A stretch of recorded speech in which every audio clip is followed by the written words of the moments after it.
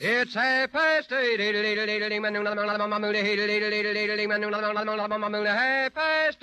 It's 8:30, New York time. Time to wake up, America, and stump the experts. Each week at this time, Lucky Strike invites you to our Information Please party. You do your best to stump the experts with questions that are tougher than what do 2 and 2 add up to. For every question we use, Lucky Strike pays out $10 plus a copy of the new Information Please quiz book. If your question stumps us, you get $25 more, plus a 24-volume set of the Encyclopedia Britannica. Send your questions to Information Please, 480 Lexington Avenue, New York City. If our editorial staff edits your questions a bit, don't fret over it. In case of similarity, we'll have to be sole judge of who shall be paid, and all questions become the property of Information Please. And now light up a Lucky Strike as I present our master of ceremonies, the literary critic of the New Yorker magazine, whose new book, Reading I've Liked, is a smash bestseller, Clifton Fadiman. Mr. Fadiman. Ladies and gentlemen, as we repeat each week, Information Please is entirely unprepared and unrehearsed. Not one of these questions has been seen or heard before by any of our experts, who tonight consist of our three regulars, John Kieran, sports authority and something of a savant, Franklin P. Adams, who has made the initials FPA famous from coast to coast and further, and Oscar Levant, musical expert, composer, motion picture actor, and writer. Our special extra guest tonight is a man who has been with us before and who needs no further introduction than the mere mention of his name, which, by the way, is Fred Allen. Remember, for each question missed, Lucky Strike rings up $25. And that's paid out to the sender, plus 24 volumes of the Encyclopedia Britannica. We're off with a question coming to us from Edith D. Little of Springfield, Massachusetts, and I want you to give me the source of these book or play titles. Get 3 out of 4 if you can. The first is a play, The Farmer Takes a Wife. What's the source of the quotation? Mr. Levant. Farmer in the Dell. Yes. What is the poem, The Farmer in the Dell? Farmer in the... Well, I don't want to sing it. I might get in trouble. I think not on that one. Well, Mr. Adams can sing it. I doubt that. It's a child's song, isn't it? Game? Is it found in Mother Goose, do you know? I owe it, Cheerio. Farmer in the Dell. Good boys. And the source of the novel title, So Big. Edna Ferber's novel, So Big. What's the source of that, would you say? Any ideas, Mr. Adams? Why, yes, it was what the... I think the mother said to the child that he was so big. That's right. It's a girl. It's a question asked of babies. How big is the baby? And the baby or somebody around says so big and holds out their hands in a gesture to indicate how big it is. How about the title of Mr. Jerome Weidman's new book, I'll Never Go There Anymore? Mr. Levant. The Bowery. Yes. The Bowery. Very good. That gets us 3 out of 3. Now, there's another novel by Robert P. Smith that came out a couple of weeks ago called So It Doesn't Whistle. What's the source of that? So It Doesn't Whistle. Mr. Levant. It's on the back of that book, which the publishers were kind enough to send me. It's a Talmudic kind of riddle posed in which the answer is contradictory and has nothing to do with anything. I hope I make it as confused as I read it. Oh, more. It's on the last page of the book. Yes. Can you help us out, Mr. Allen? The publishers didn't send me a book, Mr. Fadiman. I wouldn't know anything about it. And I doubt greatly if Mr. Levant's description of the book is going to help its future sale. I mean... Well, you got to admit that the Mr. What does it mean? Well, I'll tell you. It's the old joke about the herring. What is it that's green, hangs on the wall, and whistles? Do you know that, the old gag? A herring, but a herring doesn't whistle, so it doesn't whistle. Yeah, that's it. That's it. Well, the right answer to it is I just put that in to make it harder. I mean, Yes. with that form of joke. Yes, well, but that's what the phrase comes from that joke. Well, that gives us at least 3 out of 4 and sends us on to a question. Oh, gosh. Mr. Allen, one of your friends has sent this one in. I didn't know I had one, Mr. Fadiman. Well, we call him that. Me. This comes from Mr. Kenny Baker, the well-known tenor of Darien, Connecticut. Was it in writing? We fixed it up for him. Now, gentlemen, I'm going to ask you to listen very closely. I'm going to describe an imaginary murder mystery. And now the description of the murder points up several clues. And from these clues, I want you to tell me 2 things. Who committed the murder and the motive for the murder. That clear? Now listen carefully. It's Monday, October 6th. Fred Allen is found murdered. We'll begin with an anticlimax. Fred Allen is found murdered. Well, I can't answer it. I mean, if I'm murdered, I'll be out of this question. We'll give you a dispensation, Mr. Thank Allen. Now, the investigation discloses that a man was heard in the apartment shouting while Fred Allen was laughing uproariously. A strange-looking, middle-aged woman was then seen leaving the apartment. Now, a search revealed 2 cigars in an ashtray, one expensive and one inexpensive, several unfavorable reviews of a well-known comedian's initial show scattered on the desk, and evidence of rosin on the victim's neck. That's you, Mr. Allen, in case you don't know. Now, I want you to tell me who is the murderer and what is the motive. Any idea, Mr. Allen? Well, the murderer naturally would be Mr. Benny. Why naturally? Have you no other enemies? As far as I know, he's the only living enemy I have at the moment. Who would put rosin on your neck? Well, yeah. How do you know it was Mr. Benny, Mr. Allen? Well, the rosin in the room would convince me that he had been out shopping with his violin in mind, the only thing he's kind to as far as I know. And the cigars, he always smoked cigars. There were 2 cigars. One expensive and one inexpensive. Well, he might not have been himself as he went in and was smoking an expensive cigar. And then realized who he was and started smoking a cheap one. Or he might have met a friend on the way and been given a cigar. Or his mouth is so big he might have been smoking 2 cigars as he went in. Well, Jack Benny is certainly the murderer. Now, how about the motive, Mr. Mr. Fetterman. Allen? Yeah, Mr. Levant. There's one discrepancy in the clue Mr. Allen presents. Yes. The only sympathetic note he gave Benny, he said rosin on account of his violin. I always, when I hear Benny, have the feeling he doesn't use enough rosin. Well, he It's a false clue, does. then. He uses the rosin, but he puts it on the underside of the violin. That's why he doesn't even know where the rosin goes on the violin. He knows now. Now, how about the motive for this murderer, Mr. Well, that Allen? could be about anything. Let's no. face it, jealousy. Jealousy of whom? Mr. Allen. Everybody's jealous of Mr. Allen. Hey, that's rather nice. That's rather nice, Mr. Levant. Well, what clue gave you the idea that jealousy would be the motive, Mr. Well, there was a Levant? fat middle-aged woman. We have to dismiss with her out of good taste. Well, why do we have this? Oh, no, you misunderstand. We say the clue is a strange-looking middle-aged woman was seen leaving the apartment. Oh, Who was this strange. strange-looking middle-aged woman? Well, I live in the same apartment as Mr. Allen does. Well, it wasn't you. I know it wasn't you, Mr. Levant. I don't. It couldn't be Mrs. Benny. No, obviously not. It could be and was, however. The maid? No, heavens. Mr. Benny. Mr. Benny is Charlie. Oh, that's right. Exactly, That's- Mr. Adams. oh. Thank you, Mr. Adams. That's right.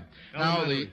the motive that Mr. Levant indicated, jealousy, is good enough. But how do you get the idea that it was jealousy, Mr. Levant?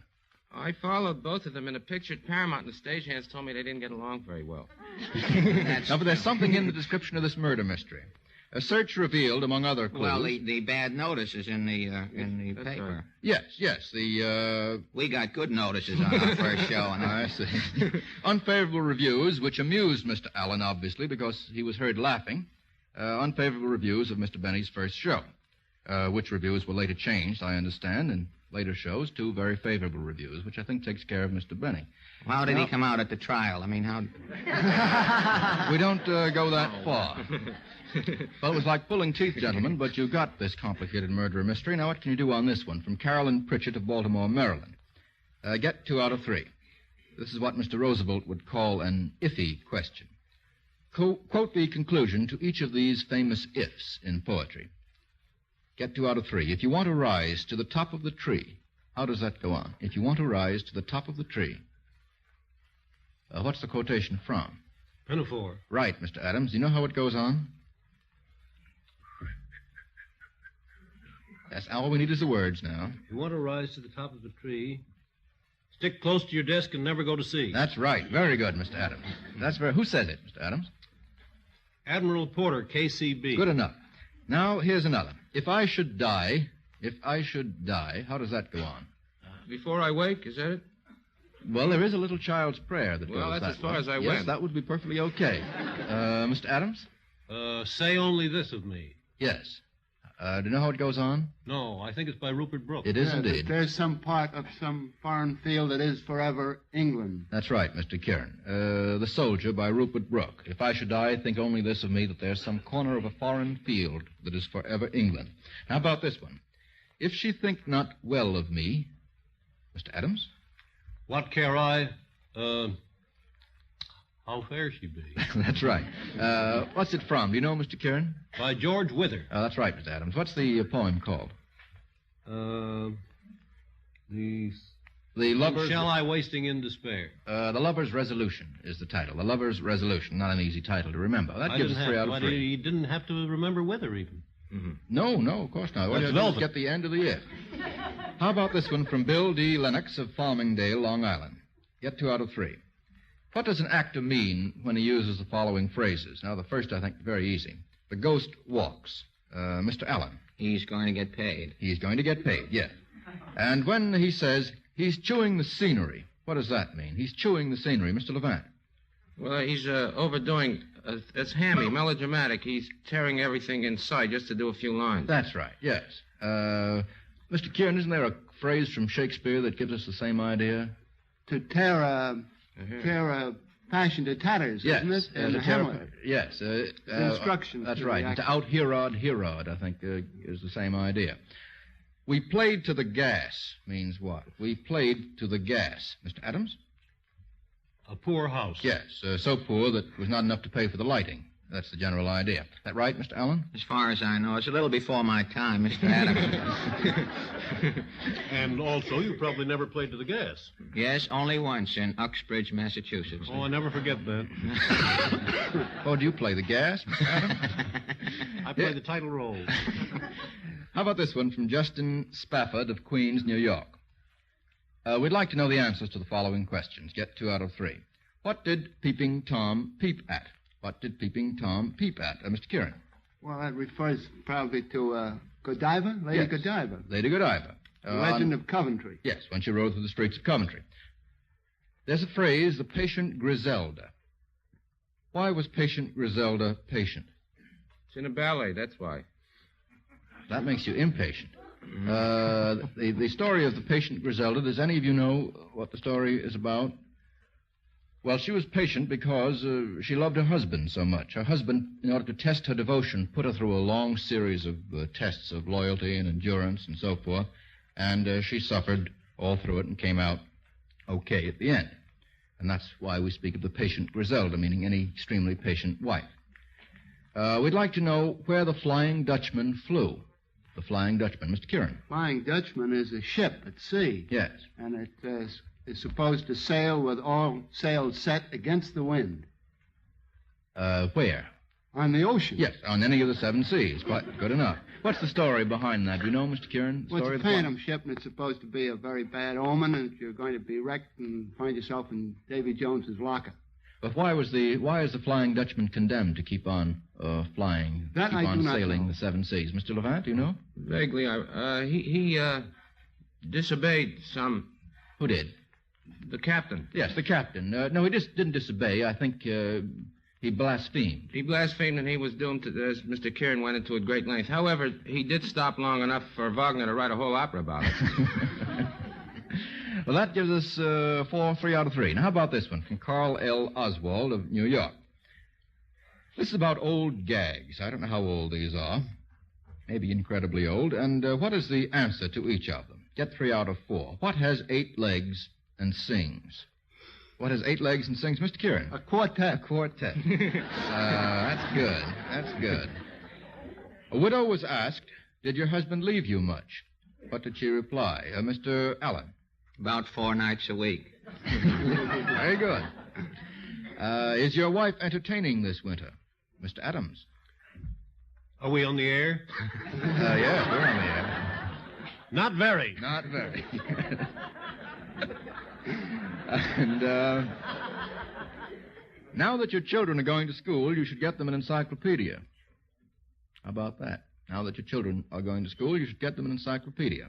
They wouldn't even know how to write it. That's it. Or let them walk the same as I They're did. still good, those jokes. We're doing them every Apparently. week. I've always wanted to know who does the revamping of these jokes, Mr. Allen. I mean, how do you get the variations on them? That Well, you modernize the joke. You take the same jokes that apply to the horse car years ago. They'll still work out with automobiles or...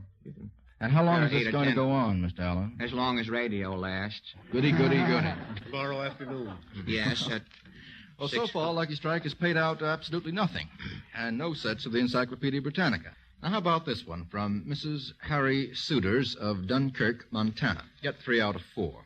It's about characters in fiction who gave evidence of their love in various ways, who gave evidence of his or her love by going for a swim. Mr. Adams.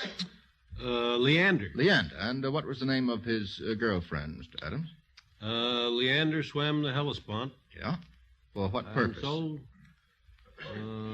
What was her name? What was her name, Mr. Levant? Hero, is that it? Hero, is quite right. Funny yes. name for a girl. It is a Hero funny name of for a girl. Cestus. Pardon? Hero of Cestus.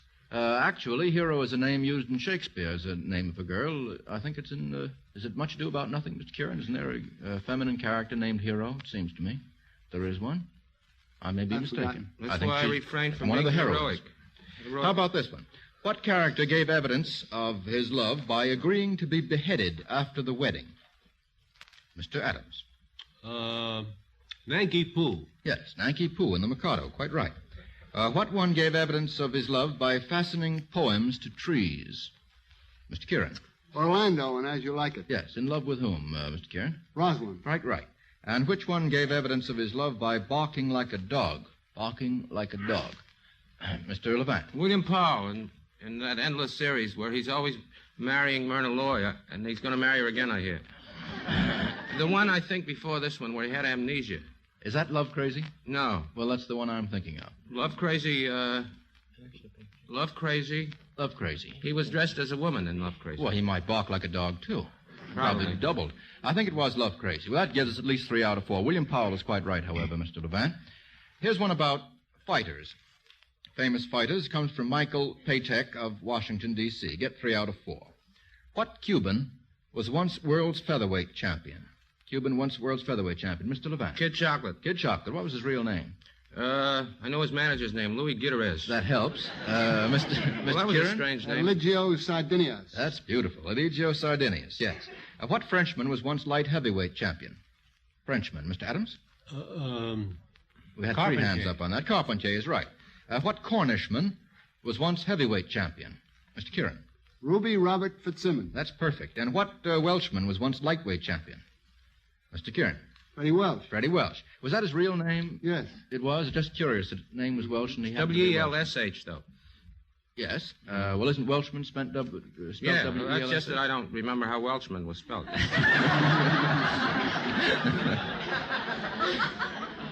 right. Here's one from Frida Gilbert of Brooklyn, New York, and it's a musical question. We have to get 2 out of 3, and it's about famous musical swans. We're going to listen to some selections played. I'm going to ask you what composer is responsible for each of these musical swans. Let's have it. Got that already, Mr. Kieran? Sanson. Sanson. What is the name of the piece? Sanson. Swan. That's the Thank swan. you, Mr. Adams. Yes. That's the name of the piece, La Signa. Yes, Lassigna is quite right. Mr. Levant? It's from the Carnival of the Animals by Saint-Saëns. Yes, and that's one of the parts of it. How is senior spelt, Mr. Kieran? C-Y-G-N-E. Yes, it's a tough one. Even little French boys have difficulty with that. How about the next swan?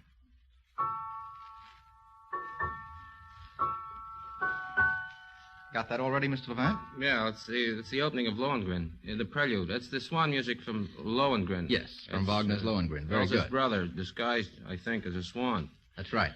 Now the last of the swans.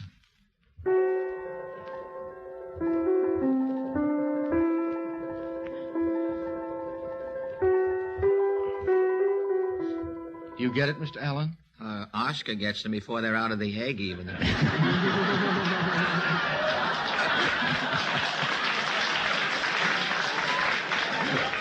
Mr. Levant?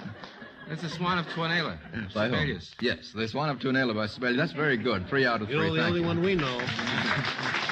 The only one Mr. Allen and I know is Well-Eyed Swan. I must be getting on. Get up Napoleon, it looks I don't like. think you can play it, though. Yes, you can It play played a long time. Was Raymond Hitchcock? He sang it, didn't he? You did? I don't know that our pianist would deign to play that sort of thing. We have a very high-grade pianist here. How about this one from Mrs. Gabriel Field of the American Women's Voluntary Services of this city? Each of the following gentlemen, who's now famous for something else, once was a piano accompanist to an outstanding performer. Name the performer in each case. Get 2 out of 3. Harry Richmond's the first one. Mr. Allen. Mae West. Mae West is right, yes. Walter Pidgeon. Mr. Levant. Elsie Janis. Elsie Janis is right. And George Gershwin. Mr. Nora Levant. Bayes. Laura Bayes is right. Apparently too easy. 3 out of 3 on that. How about this one from Walter G. Davis? Mr. Fadiman, Sir. I would like to establish a precedent on your program tonight if you have no objections. Not at all. Would you care to have a precedent established on the program? Sure. We don't mind even a vice president. Go ahead. Oh, a vice president. Well, I tell you, I've been sitting here not doing anything for the last 22 minutes, and I just thought, as long as I'm here, I have 3 questions in my pocket here. Oh, is that what you're doing? And I tell you what I'll do, if you're willing to do it. If I'm going to interrupt the program, well, just tell me and I shall. Oh, you've already interrupted. That's all right. Well, I'll continue then. Sure. I'll tell you what I'll do. I have 3 questions here in my pocket, and I'll give them to you 4 fellas. You let me have ask the question, and Now, I'll leave give me out of this. Leave me out of this. No, you've all got to be in it because it comes out evenly to $100. I'm willing to give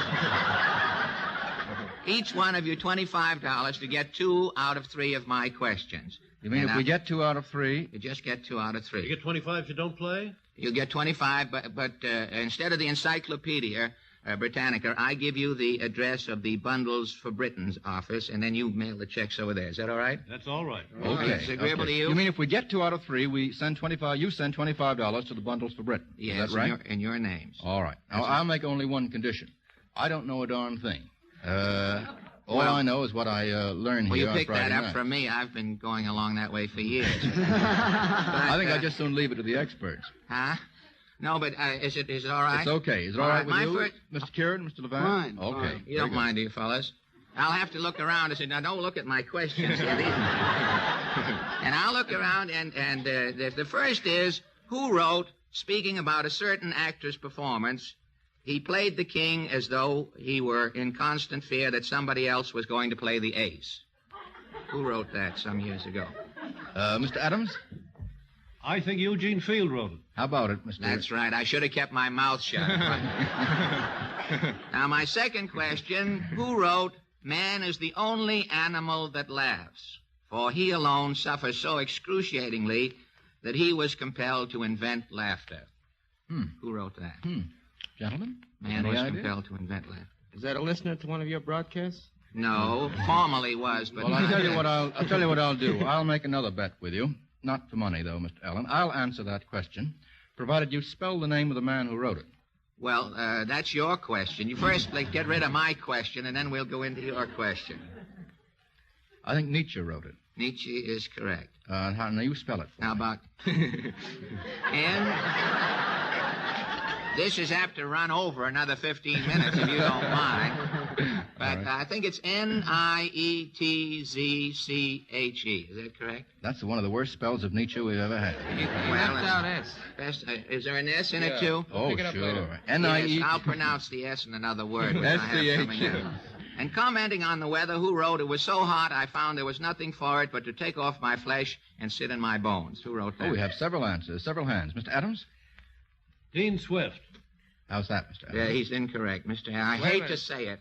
We had that. That was a man from Denver, wasn't it? No. You had it when I was... There, Swift. No, it wasn't Swift. Field? Yes, the name starts Field? with S. No, No. not Field. Well, I'll tell you, boys. Eddie Cantor? No, Eddie Cantor didn't say anything. Samuel somebody. Well, now, let's Sammy- let Mr. no. Allen... Mr. Allen really knows the answer to this. No, we'll it we'll was... give him a chance. You give up? Everybody Yeah, give I'll up? give up. All hands down, huh? You all give up? You give up, Mr. Fadiman? Yeah, I Sidney give up. Smith said it many years ago. And I'd just like to tell you for your own information, gentlemen, that is one of the questions you asked me the last time I was on the program.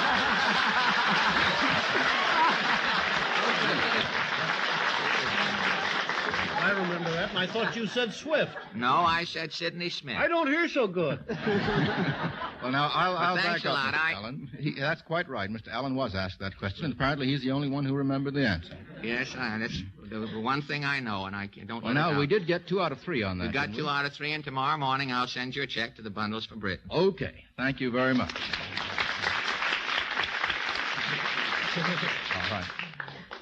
Now, this evening, largely due to the superhuman efforts of Mr. Allen, I've done my best to make them lose a little money, but apparently we have lost absolutely nothing in the way of either dollarses or setses of the Encyclopedia Britannica. Well, that evens up to the last time I was on, you lost $125. Just about right. My average is a little better now. Well, thanks anyway, Fred Allen, for coming to us this evening. And next week, Mr. Adams and Mr. Kieran will be assisted by an old friend of ours, the co-author of Life with Father, Mr. Russell Krauss, and an author who has brought the salt of the sea practically into our homes, the creator of Captain Horatio Hornblower and the Captains from Connecticut, the English novelist, Mr. C.S. Forrester. Remember, for every question we use, whether or not it's answered correctly, the sender gets $10.